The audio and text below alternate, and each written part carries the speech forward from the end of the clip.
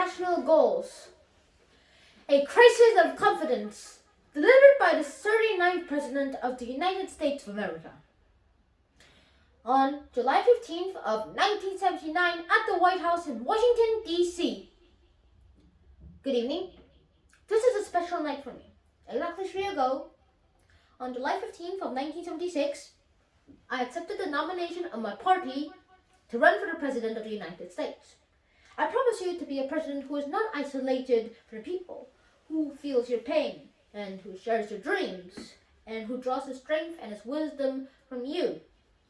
During the past 3 years, I've spoken to you on many occasions about the national concerns, the energy crisis, reorganizing the government, our nation's economy, and the issues of war, and especially peace.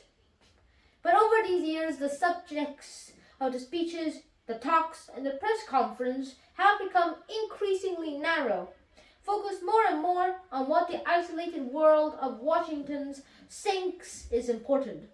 Gradually, you've heard more and more about what the government thinks or what the government should be doing, and less about our nation's hopes, our dreams, and our visions of the future. 10 days ago, I planned to speak to you again about the very important subject, energy. For the 5th time, I would have described the urgency of the problem and laid out a series of legislative recommendations to the Congress. But as I was speaking, I began to ask myself the same question that I now know has been troubling many of you. Why have we not been able to get together a nation to resolve our serious energy problems? It's clear that the true problems of our nation are much deeper than the gasoline lines or energy shortages, deeper even than inflation or recession, and realize more than ever that as president, I need your help. So I decided to reach out and listen to the voices of America. I invited to Camp David people from almost every segment of our society, business and labor, teachers and preachers, governors, mayors, and private citizens. And then I left Camp David to listen to other Americans, men and women like you. It has been an extraordinary 10 days, and I want to share with you what I've heard. First of all, I've got a lot of personal advice. Let me quote a few of the typical comments that I wrote down. This from a sovereign governor. Mr. President, you are not leading this nation. You're just managing it. You don't see the people enough anymore. Some of your cabinet members seem disloyal. There is not enough discipline among your disciples. Don't talk to us about the politics or the mechanics of government, but about an understanding of our common good. Mr. President, we're in trouble. Talk us about blood and sweat and tears. If you lead, Mr. President, we will follow. Many people talked about themselves in the condition of our nation. This from a young man and a woman of Philadelphia. I feel so far from government. I feel like ordinary people are excluded from political power. And this from a young Chicano. Some of us have suffered recession all our lives. Some people have wasted energy, but others haven't anything to waste. And this from a religious leader. No mortal shortage can touch the important things like God's love for us, our love for one another. And I like this one particularly from a black woman who happens to be the mayor of a small Mississippi town. The big shots are not the only ones who are important. Remember, you can't sell anything on Wall Street unless someone digs it up somewhere else first. This kind of summarized a lot of other statements. Mr. President, we are confronted with the moral and the spiritual crisis. Several of our discussions were on energy, and I have a notebook full of comments and advice. I'll read just a few. We can't go on consuming 40% more energy than we produce.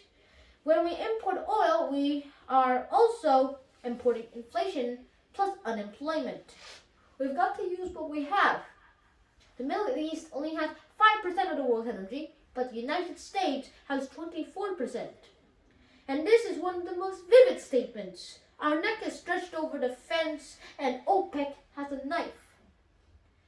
There will only be the cartels and other shortages. American wisdom and courage right now can set a path to follow the future.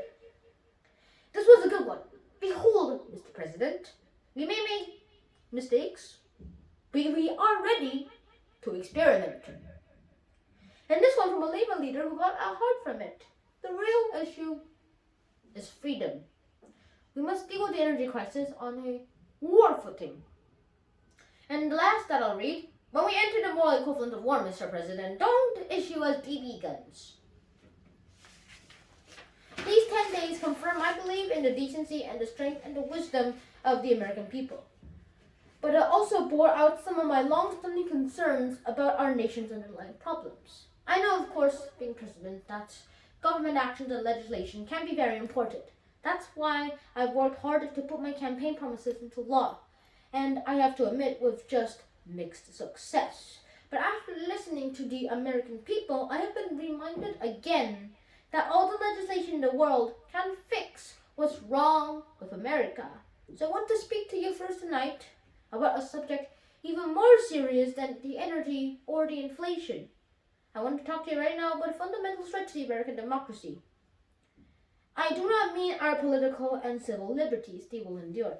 And I do not refer to the outward strength of America, a nation that is peace tonight everywhere in the world, with unmatched economic power and military might. The threat is nearly invisible in ordinary ways. It is a crisis of confidence. It is a crisis that strikes at the very heart and the soul and the spirit of our national will. We can see the crisis in the growing doubt about the meaning of our own lives and in the loss of a unity for the purpose for our nation. The erosion of our confidence in the future is threatening to destroy the social and the political fabric of America. The confidence that we have always had as a people is not simply some romantic dream or a proverb in a dusty book that we read just on the 4th of July. It's the idea which founded our nation and has guided our development as a people. Confidence in the future has supported everything else. Public institutions and private enterprises, our own families, and the very Constitution of the United States. Confidence has defined our course and has served as a link between generations. We've always believed in something called progress. We've always had a faith in the days of our children would be better than our own. Our people are losing that faith, not only in government itself, but in the ability of citizens to serve as the ultimate rulers and the shapers of our democracy. As a people, we know our task and we are proud of it. Our progress has not been part of the living history of America, even the world. We always believed that we were part of a great movement of humanity itself called democracy, involved in the search for freedom. And that belief has always strengthened us in our purpose. But just as we were losing our confidence in the future, we were also beginning to close the doors on our past. In a nation that was proud of hard work, strong facilities, close-knit communities, and our faith in God, too many of us now tend to worship self-indulgence and consumption. Human identity is no longer defined by what one does, but by what one owns. But we discovered that owning things and consuming things does not satisfy our longing for meaning. We've learned that piling up material goods cannot fill the emptiness of lives which have no confidence or purpose. The symptoms of the crisis of the American spirit are all around us. For the first time in the history of our country, a majority of our people believe that the next 5 years will be worse than the past 5 years. 2/3 of our people do not even vote. The productivity of the American workers is actually dropping. The willingness of Americans to save for the future has fallen below all of the other peoples in the Western world. As you know, there is a growing disrespect for the government and for the churches and for the schools, the news media, and other institutions. This is not a message of happiness or reassurance, but it is the truth, and it is a warning. These changes do not happen overnight. They've come upon us gradually over the last generation. Years that we filled with shocks and tragedies. We were sure that ours was a nation of the ballot, not the bullet. until the murderers of John Kennedy and Robert Kennedy and Martin Luther King Jr. We were taught that our armies were always invincible and our causes were always just, only to suffer the agony of Vietnam. We respected the presidency as a place of honor until the shock of Watergate. Remember that the phrase sound as a dollar was an expression of absolute dependability until 10 years of inflation began to shrink our dollars and our savings.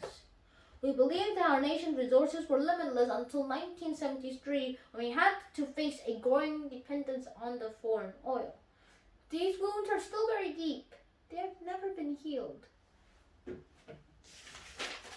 Looking for a way out of this crisis, our people have turned to the federal government and found it isolated from the mainstream of our nation's lives. Washington, D.C. has become an island. The gap between our citizens and our government has never been so wide. The people are looking for honest answers, not easy answers, clear leadership, and false claims and evasiveness and politics as usual.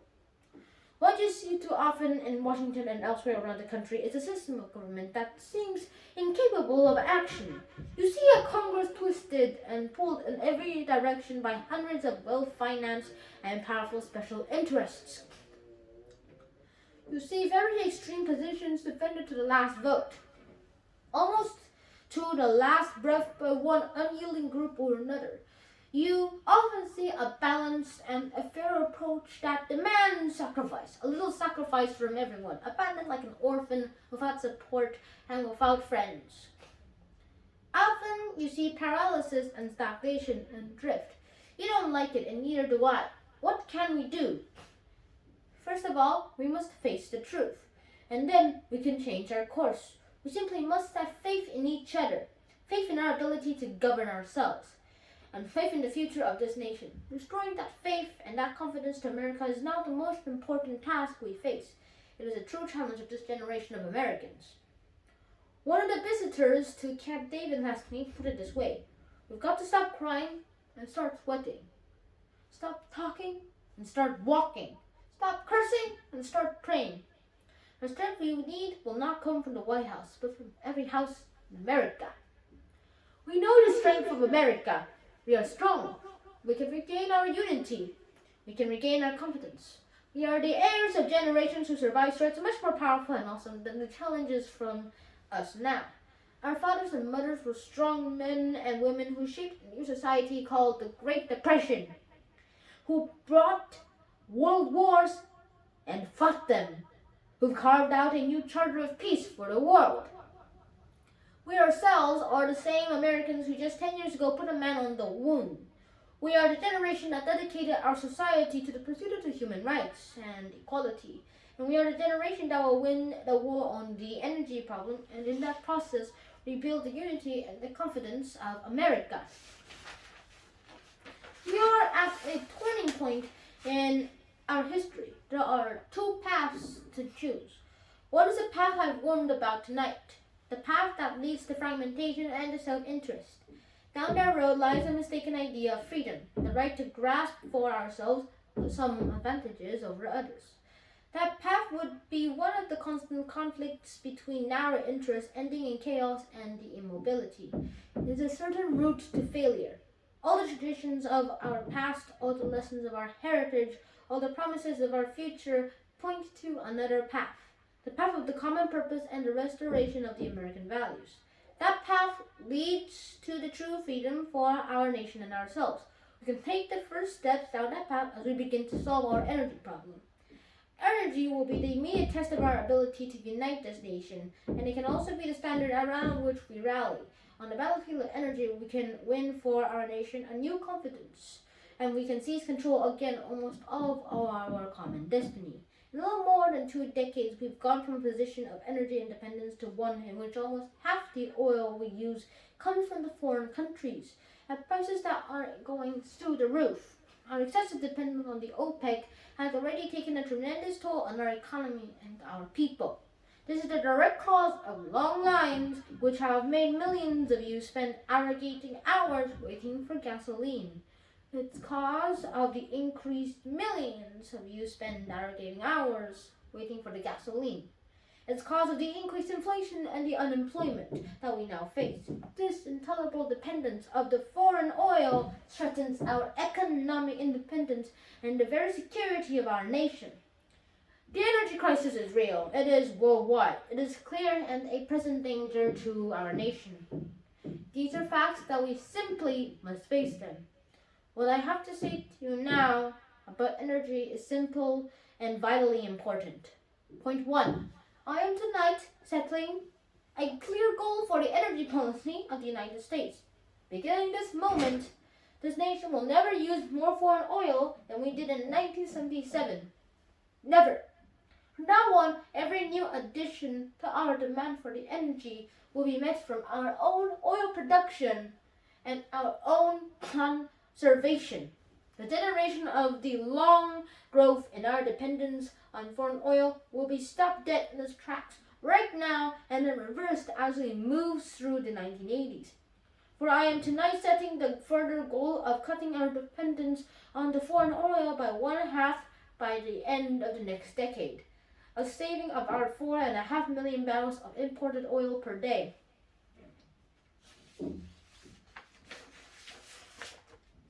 Point 2.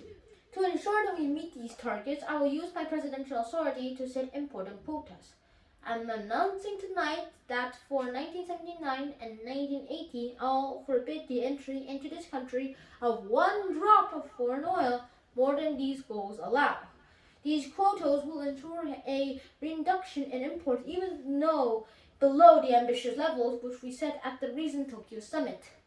Point 3. To give us the energy security, I'm asking for the most massive peacetime commitment of funds and resources in our nation's history to develop America's own alternative sources of fuel. From coal, from oil shale, from plant products for gasoline, from conventional gas and unconventional gas from the sun. I propose the creation of the Energy Security Corporation to lead this effort to replace 2.5 million barrels of imported oil per day by 1990. The corporation will issue up to $5 billion in energy bonds, and I especially want it to be in the small denominations so average Americans can invest directly into America's energy security. Just as in a similar synthetic rubber corporation helped us win World War II, so we will mobilize the American determination and ability to win the energy war. Moreover, I will soon submit legislation to Congress calling for the creation of the nation's first solar bank, which will help us achieve the crucial goal of the 20% of our energy coming from solar power by the year 2000. These efforts will cost money, and that is why Congress must enact the windfall profits tax without delay. It will be money spent. Unlike the billions of dollars that we ship to foreign countries to pay for the foreign oils, these funds will be paid by the Americans to Americans. These will go to fuels, and these will go to fight, not to increase inflation and unemployment. Point 4. I'm asking Congress to mandate to require as a matter of law that our nation's utility companies cut their massive use of foreign oil. These funds will be paid by the Americans to Americans. These will go to the fight, not to increase inflation and unemployment. Point 4. I'm asking Congress to mandate, to require as a matter of law, that our nation's utility companies cut their massive use of oil by 50% within the next decade and switch to other fuels, especially coal and our most abundant energy source. Point 5. To make absolutely certain that nothing stands in the way of achieving these goals, I will urge Congress to create an energy mobilization board which, like the War Production Board in World War II, will have the responsibility and authority to cut through the red tape, the delays and the endless roadblocks to completing key energy and projects. We will protect our environment, but when this nation critically needs a refinery or pipeline, we will build it. Point 6. I'm proposing a bold conservation program to involve every state, country, and city, and every average American in our energy battles. The effort will permit you to build conservation into your homes and your lives at costs that you can afford. I asked Congress to give me authority for mandatory conservation and for standby gasoline rationing to further conserve energy and proposing tonight an extra $10 billion over the next decade to strengthen our public transportation systems. And I'm asking you for your good and for your nation's security to take no unnecessary trips, to use carpools or public transportation whenever you can, to park your car one extra day per week, to obey the speed transportation wherever you can, to park your car one extra day per week, to obey the speed limit, and to set your thermostats to save fuel. Every act of energy conservation like this is more than common sense. I tell you, it is an act of patriotism. Our nation must be fair to the poorest among us, so we will increase aid to the needy Americans to cope with rising energy prices. We often think of conservation only in the terms of sacrifice. In fact, it is the most painless and immediate way to be rebuilding our nation's strength. Every gallon of oil can rekindle our sense of unity, our confidence in the future, and give our nation and all of us individually a new sense of purpose. Each gallon of oil is a new form of production. It gives us more freedom, more confidence, and much more control over our lives. So the solution of our energy crisis can also help us to conquer the crisis of the spirit in our country. It can rekindle our sense of unity, our confidence in the future, and give our nation and all of us individually a new sense of purpose. You know we can do it. We have the natural resources. We have more oil in our shale alone than several Saudi Arabias. We have more coal than any nation on earth. We have the world's highest level of technology. We have the most skilled workforce with innovative genius, and I firmly believe that we have the national will to win this war. I do not promise you that this struggle for freedom will be easy. I do not promise a quick way out of our nation's problems. The truth is that the only way in and out is an all-out effort. What I do promise you is that I will lead our fight, and then I will enforce fairness in our struggle. And I will ensure honesty, and above all, I will act. We can manage the short-term shortages more effectively, and we will, but there are no short-term solutions to our long-range problems. There is simply no way to avoid sacrifice. 2 hours from now, I will speak again in Kansas City to expand and to explain further our energy program. Just as the search for solutions to our energy shortages has now led us to a new awareness of our nation's deeper problems, so our willingness to work for those solutions and a new awareness of our nation's deeper problems. So our willingness to work for those solutions and energy can strengthen us to attack those deeper problems. I'll continue to travel this country to hear the people of America. You can help me to develop a national agenda of the 1980s. I will listen and I will act. You will keep act together. These were the promises I made 3 years ago, and I intend to keep them. Little by little, we must rebuild our confidence. We can spend until we empty our treasuries, and we may summon all the wonders of science. But we can only succeed if we tap our greatest resources, America's people, America's values, and America's confidence. I've seen the strength of America in the inexhaustible resources of our people. In the days to come, let us renew that strength in the struggle for an energy-secure nation. In closing, let me say this. I will do my best, but I will not do it alone. Let your voice be heard whenever you will have a chance. Say something good about our country. With God's help and for the sake of our nation, it is time for us to join hands in America. Let us commit ourselves together to the rebirth of the American spirit. Working together with our common faith, we cannot fail. Thank you, and good night.